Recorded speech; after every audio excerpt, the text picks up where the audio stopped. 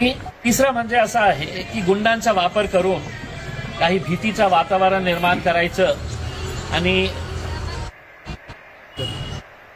कोणत्याही परिस्थितीमध्ये जे आपल्या विरोधात बोलत आहे त्याला शांत करण्याची. आता माझ्या बाबतीतही तसंच घडलं. माझी चूक काय होती की जे भ्रष्ट मार्गाने आपण जे काम केलेले आहे, जे कार्य केलेले आहे, आता हे करण्यासाठी तुम्हाला खूप हिंमत लागते.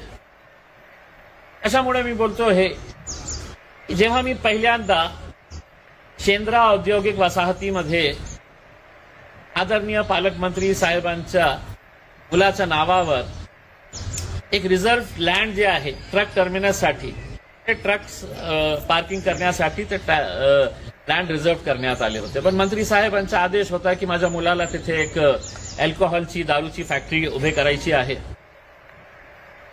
तर ते जागा आम्हाला पाहिजे. मग MIDCचे अधिकारी त्यांना दोषी देत नाही, कारण एका मंत्री जेव्हा म्हणतो की मला हे जागा पाहिजे, तर तुम्ही काय करायचं हे तुम्ही बघून घ्या, तर ते सगळं कामाला लागतात.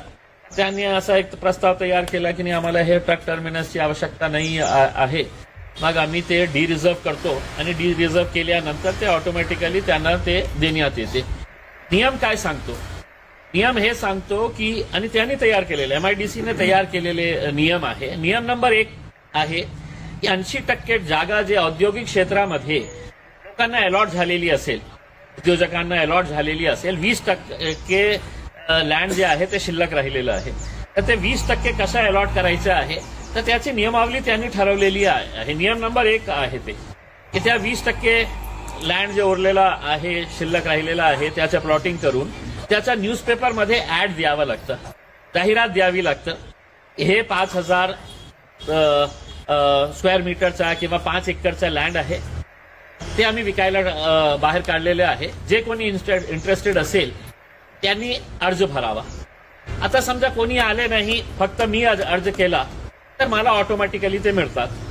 आणि समजा त्या जमिनीसाठी 2-3 लोकांनी अर्ज केला, मग त्याचा ऑक्शन होतो, त्याचा लिलाव होतो, आणि जे जास्त बोली लावतो त्याला ते देण्यात येत नाही.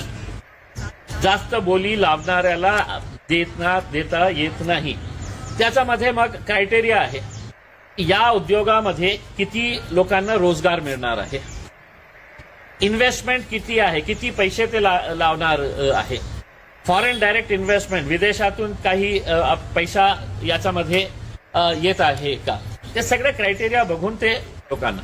आता ही जी जागा आहे, जे 5 एकरची जागा आहे, म्हणजे 2,20,000 स्क्वेअर फीटची जागा जे आहे, ते मंत्री साहेबांना देण्यात आली. मी प्रश्न उपस्थित केला, तर इनिशियली मला कोणीही साथ द्यायला तयार नाही होते. MIDCचे अधिकारी जे होते की नाही साहेब, आम्ही काहीही डॉक्युमेंट्स तुम्हाला देऊ शकत नाही. त्यांना सांगितलं, 20 वर्ष पत्रकार होतो, मलाही माहित आहे की कसं काय टाळायचं. तर मी त्यांना स्पष्टपणे सांगितलं की तुम्ही अडचणीमध्ये येईल, तर तुम्ही मला हे खरं झालेलं आहे तुमच्या वतीने तर द्या. तर मी बाहेर सगळं त्यांच्यावर इतका दबाव टाकण्यात आला की कशाला तुम्ही ते इम्तियाज जलीलला दिलेले आहे. सर्व गव्हर्नमेंट ऑफिसेसला सत्ताधारी पक्षच्या नेत्यांकडून एक आदेश आला, म्हणजे कलेक्टर साहेबांना आदेश आला की इम्तियाज जलीलला कुठल्याही कागदपत्र द्यायचं नाही. मग म्युन्सिपल कमिशनरला तसाही आदेश देण्यात आला की इम्तियाज जलीलला कुठल्याही प्रकारचे पेपर्स द्यायचं नाही. म्हणजे हे एक हुकुमशाही झालेली आहे, म्हणजे डिक्टेटरशिप, आपण जे लोकशाही आपण जे म्हणतो ना, म्हटलं तर नियम आहे की RTI मध्ये आपण घेऊ शकतो. तर मी ते मुद्दा उचलला आणि आपण बघितलं असेल की पूर्ण महाराष्ट्रामध्ये त्याची दखल घेण्यात आली. आणि त्याच्यानंतर जेव्हा ते बघितलं की इतकं मोठं प्रकरण होऊ लागलं, तर या देशामध्ये सगळ्यात सोपी गोष्ट काय आहे, सगळं सोपं काम काय आहे, तर सगळं सोपं काम हे आहे की जेव्हा आपण कोणत्याही चांगला मुद्दा घेतो, तर तुरंत त्याची जात काढायची, किंवा समोरच्या माणसाच्या विरोधात जे बोलत आहे त्याची जात बघून त्या जातीमध्ये भांडणं कशा लावतं, सगळं हे जे आहे ते समाजाचे आहे आणि सगळे या शहरातले जितके जे लोक 7-7 कोटी रुपयेचे गव्हर्नमेंट स्कीम घेऊन 7-7 कोटी रुपयेचे सरकारी स्कीम घेऊन ते आज मोठे मोठे पुढारी झालेले आहे. 7 कोटीमध्ये कुठे इंडस्ट्री नाही आहे. कोणी मोठी मोठी चेन घेतलेली आहे सोन्याची आणि गाड्या विकत घेतलेले आहे. कोणी घर बांधलेले आहे. पैसे कशासाठी घेतले? उद्योगासाठी. 7 कोटीचा उद्योग आपल्या समाजाचा उद्धार करण्यासाठी तुम्ही घ्या, खूप चांगली गोष्ट आहे. पण 7 कोटी खायचं आणि फक्त मंत्री साहेब तुम्हाला मदत केलेली आहे की ते 7 कोटी तुम्हाला खाण्यासाठी. तर ते सगळे लोक इकट्ठा झाले आणि त्यांनी म्हटलं की आम्ही इम्तियाज जलीलच्या विरोधात एक आंदोलन छेडू. कसलं आंदोलन? की इम्तियाज जलील या विशेष जातीचा माणूस आहे म्हणून याचा विरोध करत आहे. आता मी त्यांना उत्तर दिलं असतं की ज्या आंदोलनाची सुरुवात मी या शहरामध्ये केली होती, जे माझे बंधू इथे बसलेले आहे, मी मागच्या 2-2.5 वर्षामध्ये कधीही विचारलं नाही, मला माहित नाही आहे की हे कोणत्या जातीचे आहे, हे कोणत्या जातीचे आहे आणि तुम्ही कोणत्या जातीचे आहे.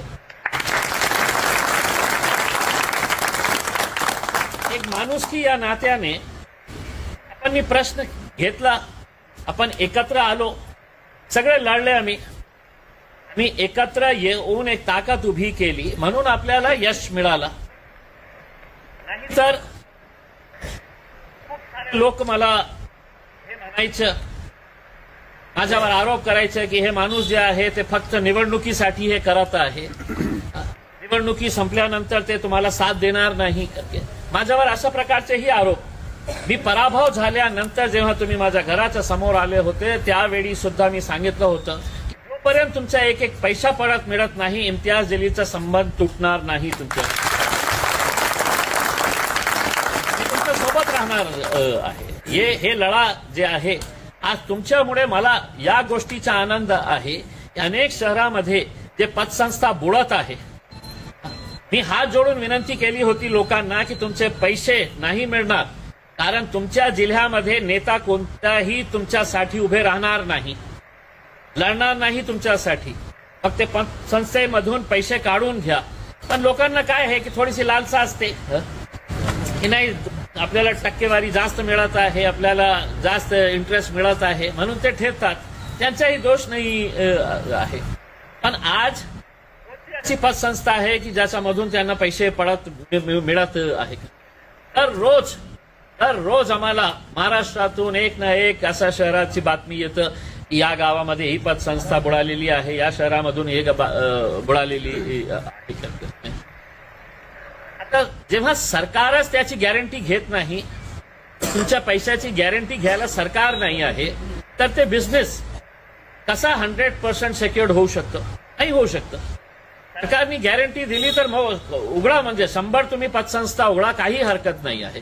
ज्यांना जितकं इंटरेस्ट द्यायचं आहे ते त्यांच्यावर सोडा की आम्हाला इतकं इंटरेस्ट आम्ही देणार, आमच्याकडे पैसे जमा करा.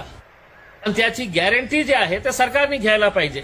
जेव्हा सरकारच घेत नाही तर याचा अर्थ हे आहे की सरकारलाही माहित आहे की या पतसंस्थेमध्ये जास्त पैसा इकट्ठा झाला तर त्याच्या चेअरमॅनला आपण बोलवू, इलेक्शनमध्ये त्याच्याकडे फंड घेऊ, आपण जे कार्यक्रम असतील त्याच्यासाठी सगळ्याकडे आपण डोनेशन घेऊ त्या पतसंस्थाकडे, आणि उद्या समजा ते पतसंस्था बुडाली तर त्याला आपण पूर्ण साथ देऊ. अशा प्रकारचं एक हे जे सिस्टम चाललेलं होतं, आपण कुठेतरी त्याला ब्रेक लावण्यामध्ये आज मला या गोष्टीचा आनंद आहे की महाराष्ट्र सरकारमध्ये एक नवीन कायदा तयार होत आहे. कशामुळे? ते पतसंस्थामध्ये पैसे ठेवणारे जे लोक आहेत त्यांना एक विश्वास देण्यासाठी. आणि हे जे कायदा तयार होत आहे आज नवीन महाराष्ट्रामध्ये नवीन कायदा तयार होत आहे ते फक्त आदर्शच्या ठेवीदारांमुळे. हे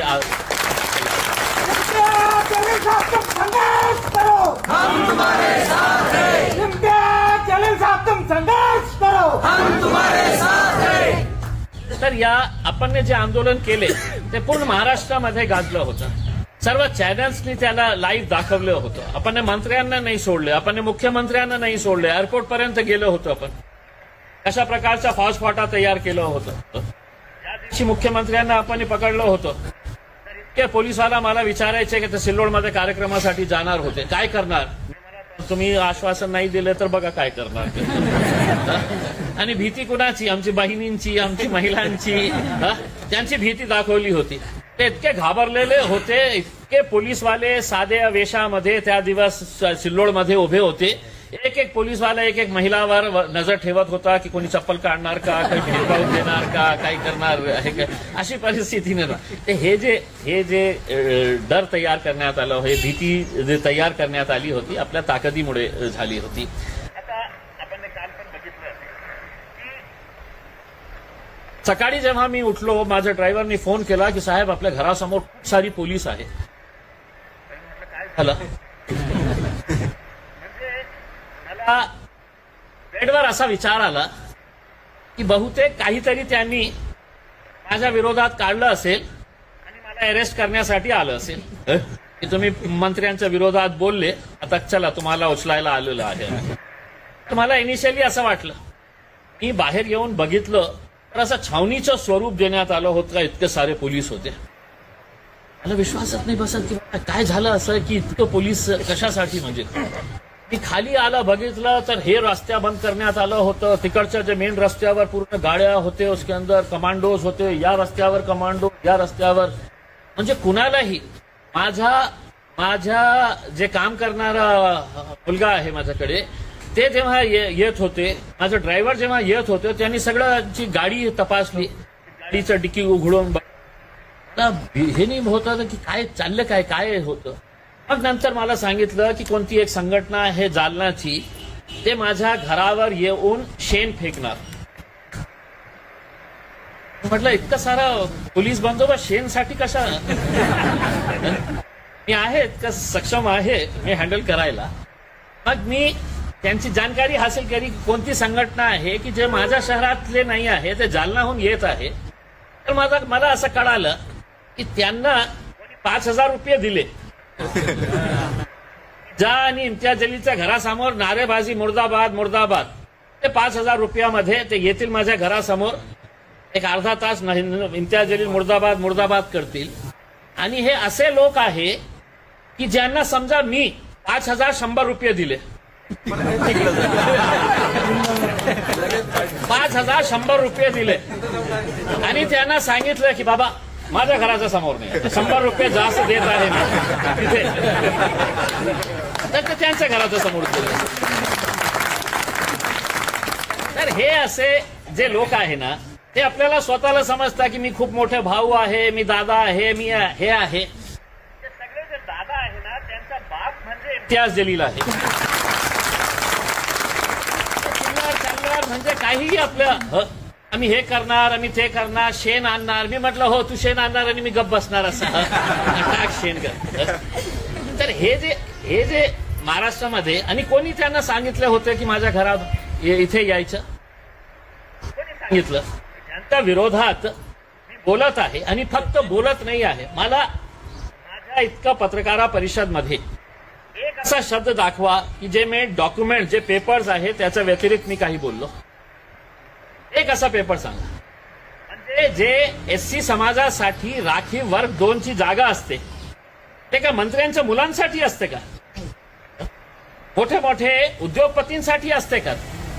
ते वर्ग 2 ची जागाचा इतका मोठा एक रॅकेट सुरू आहे की आपण तहसीलदाराला पैसे द्या, 50 लाख रुपये त्यांच्या टेबलवर असा फेकून मारा, कलेक्टरच्या टेबलवर 1 कोटी रुपये फेकून मारा, तुम्हाला 10 कोटी रुपयाची जागा, ते वर्ग 2 ची जागा तुमच्या नावाने रजिस्टर करते.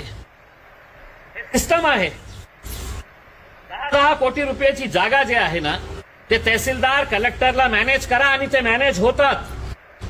म्हणून मी इकडच्या कलेक्टरला प्रश्न विचारलं, आता तुमची जबाबदारी आहे, सांगा मला कोणकोणत्या पुढारीने अशा प्रकारची जे राखीव जागा आहे, गोरगरिबांसाठी ठेवलेली जागा आहे, ते किती पुढाऱ्यांना देण्यात आलेली आहे. ते जागा कोणकोणती जागा देण्यात आलेली आहे? 10 एकर जागा. 10 एकर जागा शाजापूरमध्ये 1 कोटी 10 लाख रुपये मध्ये मंत्री साहेबांचे मुलांनी, आपल्या 2 मुलांनी आपल्या नावावर रजिस्टर करून घेतली. त्याच्या शेजारी एक अधिकारी होते पोलिसांचे, आणि एक न्यूजपेपरचे संपादक आहे, ते दोघांनी मिळून तिथे प्लॉटिंग करत आहे. त्याच्या शेजारीच लागलेली जागा आहे. 3,000 रुपये प्रति स्क्वेअर फीट ते प्लॉटिंग रेट त्यांनी केलेला आहे. आता एक एकरामध्ये आपण 30,000 स्क्वेअर फीट धरा, रस्त्या सोडून 1 एकरामध्ये आपल्याला विकता येते 30,000 स्क्वेअर फीट समजा. आता 30,000 स्क्वेअर फीट त्याची बेरीज केली आपण 3,000 प्रमाणे, तर एका एकरामध्ये किती होतं? 9 कोटी रुपये. 9 कोटी रुपये. या माणसाने 10 एकर जमीन घेतली, 1,10,00,000 म्हणजे याचा अर्थ हे आहे की 1 एकर जमीन त्याला मिळाली 11 लाख रुपये मध्ये. आणि 1 एकरामध्ये त्यांनी प्लॉटिंग केली तर त्याला 9 कोटी रुपये मिळणार. 10 एकर जागाची प्लॉटिंग केली तर त्याला मिळणार 90 कोटी रुपये. आता कलेक्टरला किती दिलं? तहसीलदारला किती दिलं? पोलिसांवर किती खर्च केलं? किती खर्च केलं? म्हणजे जे गोरगरिबांसाठी जगा जे आहे तेही तुम्ही असं सरकारमध्ये, मग असं झालेलं आहे की तुम्ही समाज कल्याण मंत्री न होता तुम्ही परिवार कल्याण मंत्री झालेले आहे. आपल्या परिवाराला मग हे प्रश्न येणार ना. काल विचारलं की तुमच्या एका पत्रकारांनी विचारलं, आता पत्रकारही कसं प्रश्न विचारतं, त्यांनी प्रश्नवाला विचारलं की ते घेणारे तयार आहे, घेणारे तयार आहे, तुमच्या पोटात कशाला दुखतो? हे पत्रकारांनी, एका मोठा न्यूजपेपरच्या पत्रकारांनी मला विचारलं. हो, खरी प्रश्नही खरं आहे की देणारा तयार, घेणारा तयार, त्या जलीच्या पोटाला कशा? हे जागा समजा काकांनी घेतली असती, कोणीही विचारलं नसतं. गज्जूने घेरली असती तर कोणी विचारलं नसतं. अनेक लोकप्रतिनिधी, लोकांचा प्रतिनिधी जेव्हा असा करतो तर हे लोकांची जबाबदारी आहे की माझा प्रतिनिधी काय करतो त्याच्या बाबतीत. कारण आपण 5 वर्ष, आपला 5 वर्ष जे आहे ना ते आपल्या लोकप्रतिनिधीच्या हातात देतो. ज्या दिवशी मतदान होतो ना, ज्या दिवशी आपण जाऊन त्या 1 मिनिटासाठी आपण ते बटन दाबवतो ना, त्या 5 वर्षासाठी असते ते बटन दाबवण्याचे. 5 वर्ष मी तुमच्या हातात देणार आहे आणि 5 वर्षामध्ये तुम्ही माझ्यासाठी काय काय करणार आहे, कोणकोणते काम करणार आहे हे ठरवण्याची जबाबदारी तुम्ही तुमच्या 5 वर्षासाठी ते लोकप्रतिनिधी देता. आणि त्या 5 वर्षामध्ये जे काही घडतं ते लोकांचा अधिकार आहे विचारण्याचा. त्या जलील, मी तुला मतदान केलं होतं, तू सांग मला की माझ्यासाठी तुने काय केलेलं आहे, हे लोकांनी विचारायला पाहिजे. पण आता जेव्हा हे लोक जालन्याहून निघाले होते तर मला कळलं की किती लोक होते, तर 7 लोक. पोलीस किती होती इथे, तर कमीत कमी 150 पोलीसवाले होते. म्हटलं बाबा जा रे बाबा, तुम्ही लोक काम करा. 7 लोकांना मी, आणि त्या 7 लोकांची मला एक पोलीस अधिकाऱ्यांनी सांगितलं की साहेब आम्ही जालन्यामधून त्यांना थांबवले. पण कोण होते, तर त्यांनी मला फोटो दाखवले. ते 7चे 7 मला बेवडे दिसले. 7चे 7 मला बेवडे दिसले, म्हणजे पिणारे खाणारे, म्हणजे त्यांना आपण बघितलं ना तर त्यांनी माझ्यावर आरोप केला बिनबुडावाचे. अरे मोठा जज झालेला आहे, बिनबुडावाचे आरोप. मी लोकांना म्हटलं की ज्यांना ज्यांना चर्चा करायची असेल तर इम्तियाज जलील कधीही तयार आहे, कधीही तयार आहे. तुम्ही माझ्याकडे येण्यास तुम्हाला काही हे होत असेल तर मला बोलवा, मी तुमच्याकडे येतो, सगळे डॉक्युमेंट मला दाखवतो, आपण चर्चा करू. कारण हे काही व्यक्तीशी संबंधित नाही आहे, हे आपण सिस्टमच्या विरोधात आपण हे लढत आहे. ज्या MIDCची लँड यांनी परस्पर यांना मंत्री साहेबांना दिली, त्या लँडसाठी, त्या जागेसाठी मराठी, शुद्ध महाराष्ट्रीयन मराठी लोकांनी असे 60 छोटे छोटे इंडस्ट्री टाकलेले 60 असे लोक, 60 असे छोटे छोटे उद्योगपती होते ज्यांनी त्या MIDC मध्ये अर्ज केलं होतं की आम्हाला शेंद्रामध्ये छोटीशी जागा द्या करते. महाराष्ट्रीयन मराठी मी महाराष्ट्रीयन मराठी. मग आपण पालकमंत्री साहेबांचं ते वाक्य ऐकलं असेल. मग काय महाराष्ट्रीयन मराठी लोकांनी धंदा करायचा नाही काय? करा ना. असे धंदे नको करा. धंदा करा. कोणीही त्याच्यावर हे करणार नाही. मी माझ्या क्या मुलाला क्या वडापावची स्टॉल लावायला सांगू का? अशी कधीही वेळ येणार नाही साहेब. कधीही वेळ येणार नाही. कारण काल जे पत्रकार परिषद मी घेतली, 10 एकर जागा शाजापूरमध्ये ती समाजासाठी राखीव, कलेक्टरवर कशा दबाव टाकण्यात आला, तहसीलदारला कशा मॅनेज करण्यात आला होता, ते जागा त्यांच्या नावाबरोबर 10 एकर. 1 एकरची जागा तिथे मार्केट व्हॅल्यू घेतली तर कमीत कमी 3 कोटी रुपये आहे. 30 कोटी रुपयाची तर जागा तुम्हाला तसेही गव्हर्नमेंटनी 1 कोटी रुपये दिली. 30 कोटीची जागा 1 कोटी रुपये दिली. 1 कोटी 10 लाख रुपये. मग जालना रोडच्या जे न्यायालय आहे, डिस्ट्रिक्ट कोर्ट आहे, त्याच्या समोर मोठा हे सुरू आहे, कन्स्ट्रक्शनचं काम सुरू आहे. आपण त्या डिस्ट्रिक्ट कोर्टमध्ये जात असेल रेग्युलरली, जेव्हा जेव्हा आपला केस असतील तर त्याच्या समोर खूप मोठं कन्स्ट्रक्शन सुरू आहे. या शहरातली सगळी महाग जागा जे आहे, सगळ्यात महाग जागा जे आहे ते जालना रोडवर आहे. कारण ते आपल्या शहराची लाईफलाईन आहे. दुसऱ्या एरियामध्ये 10,000, 12,000, 15,000 स्क्वेअर फीट आहे. मंत्री साहेबांना किती मध्ये मिळाली ते जागा? 4,800 रुपये स्क्वेअर फीटने जालना रोडवर. म्हटलं मला द्या ना काहीतरी असेल. मी त्याच्यापेक्षा जास्त पैसे देतो.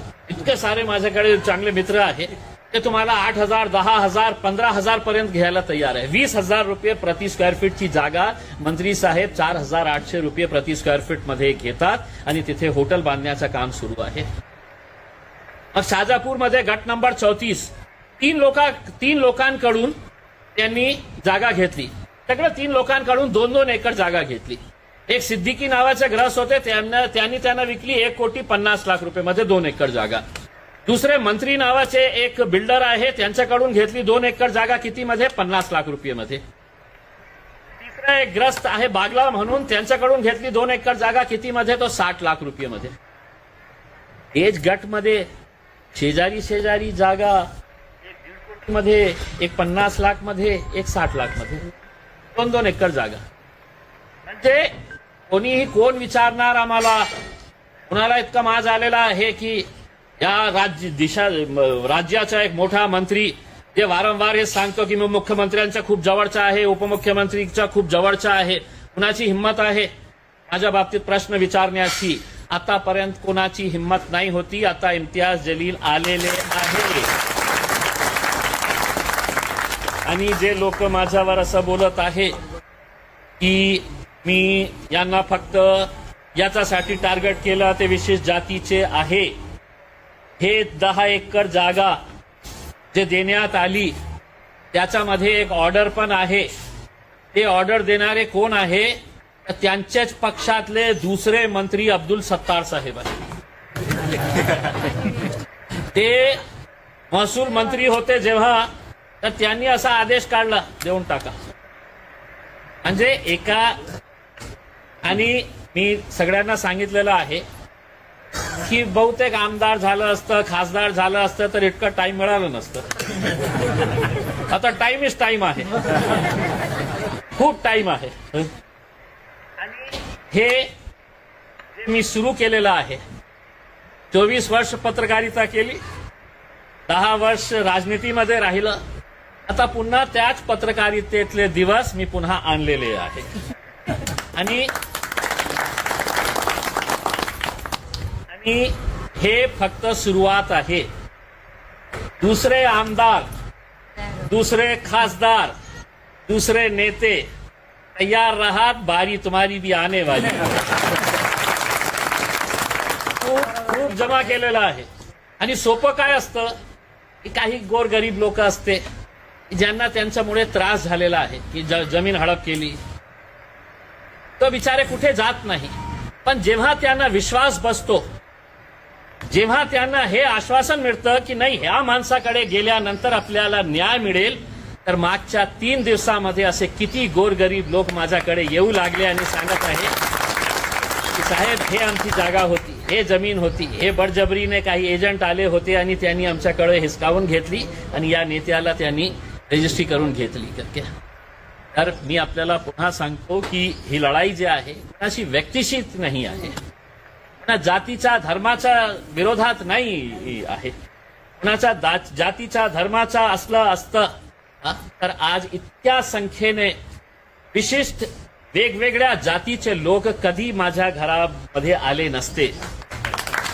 आज तुम्ही आला, हे एक पावती आहे, हे एक पावती आहे माझ्यासाठी.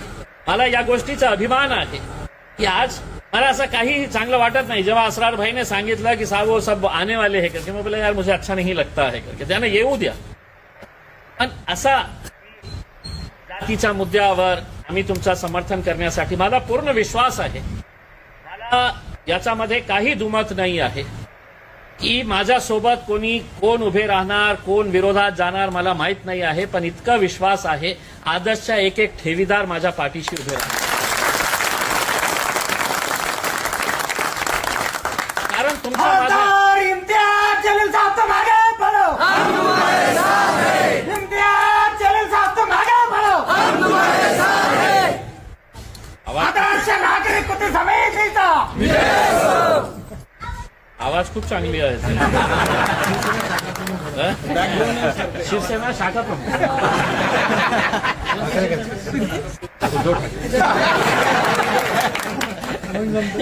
उद्धव ठाकरे गट नाही. तर मी आपल्या सर्वांना खूप धन्यवाद देतो. आणि जसा मला असं वाटतं की आज कोर्टामध्ये आपली पुन्हा हिअरिंग आहे. मी जसं तुम्हाला म्हटलेलं आहे की जे ऑक्शनच्या प्रक्रियेला आतापर्यंत सुरू झायला पाहिजे होतं, पण कोर्टाने ते का नाही केलं याच्यातून एक मोठा एक प्रश्नचिन्ह उपस्थित होतो की आपण इतकं प्रयत्न केले कलेक्टर ऑफिसच्या मार्फत, आपण ते कन्नडचे कोण एसडीएम होते त्यांच्या मार्फत हे सगळं प्रक्रिया पूर्ण केल्यानंतर खऱ्या अर्थाने सांगायचं असेल तर जेव्हा ते कोर्टाच्या समोर आलं होतं तर त्याच दिवशी कोर्टाने हे आदेश द्यायला पाहिजे होतं की आम्ही ऑक्शनसाठी परवानगी देत आहे. पण वारंवार हिअरिंग होऊन सुद्धा जेव्हा कोर्ट देत नाही तर याचा अर्थ काय काढायचं? काय कोर्टाला हे माहित नाही आहे का की किती लोक याच्यामध्ये अडकलेले आहे? जे ऑक्शन आतापर्यंत झाला पाहिजे होतं नाही झाला. अपेक्षा हे आहे की मागच्या 2 हिअरिंगच्या अगोदर मला सांगण्यात आलं होतं की त्याचं नोटिफिकेशन काढलेले आहे आणि त्याचा कोणीतरी ते ऑब्जेक्शन घेत असेल तर त्यांनी हे आपलं रितसर नाही तर बाद में अडचणी होती. आता ते येणाऱ्या हिअरिंगमध्ये मला विश्वास आहे की ते ऑर्डर आपल्याला मिळतील. आणि जे डीडीआर कडे जे थांबलेलं काम आहे की ज्याच्यामध्ये आपल्याला जे जिनिंग मिलचा मला सांगण्यात आलं की 7.5 कोटी रुपये 7.5, 8, 10 मी आपल्यालाही सांगतो की ते जिनिंग मिलचं ऑक्शन होणार आहे. ते कुठे आहे, किती जागा आहे, कशा प्रकारची जिनिंग मिल आहे ते आपणही बघा. आपल्या गावामध्ये कोणी मोठा उद्योगपती असेल किंवा ज्यांच्याकडे पैसा असेल त्यांनीही त्याच्यामध्ये त्यांना भाग घ्यायला सांगा की ज्याच्यामुळे त्यांना एक चांगली प्रॉपर्टीही मिळणार, रनिंग जिनिंग मिलही मिळणार आणि त्याच्यामुळे आपला पैसा लवकरात लवकर बाहेर निघतील. आणि 7.5 कोटीमध्ये असं आपण समजू शकेल की जे उरलेले आहे त्यांना लाखामध्ये पैसे मिळण्याची सुरुवात होतील. हेच अपेक्षा करतो आपल्या सर्वांचा. खूप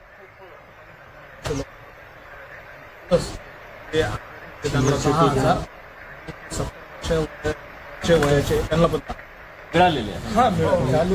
चालू आहे पैसे चालू.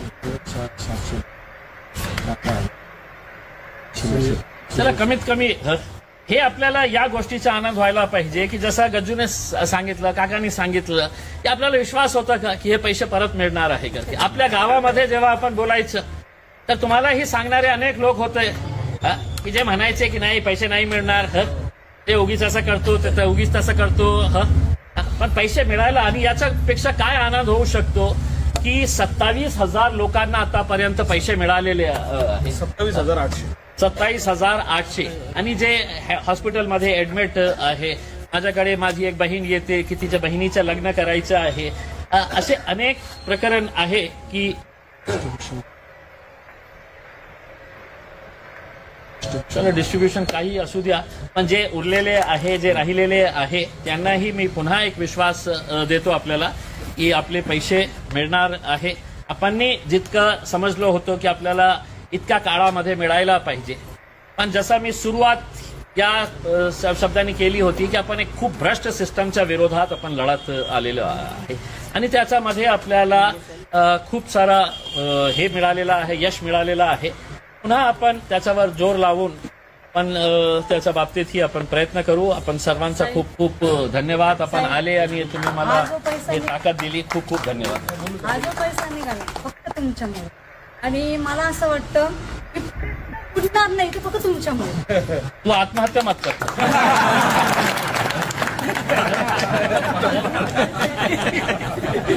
व्हिडिओ टाकली होती. मी म्हटलं की काय म्हणजे या आजच्या काळामध्ये जगणं खूप कठीण आहे, मरणं खूप सोपं आहे. तर तिला असं वाटलं की मी खूप सोपं काम करत आहे. आपल्याला लढायचं आहे. मी कसं लढतो? एकटं असून सुद्धा आम्ही आहे साहेब, लढतो ना. आम्ही आहे सोबत. मी लढतो. आम्ही इतक्या मोठे मोठे लोकांच्या बाबतीत कोणीही विचारही करू शकत नाही. कोणी विचार करू शकत नाही की यांच्याशी कोणी पंगा घेऊ शकतं. मी घेतो आणि माझी ताकद तुम्ही सगळं लोक. सर्वांचा खूप खूप धन्यवाद.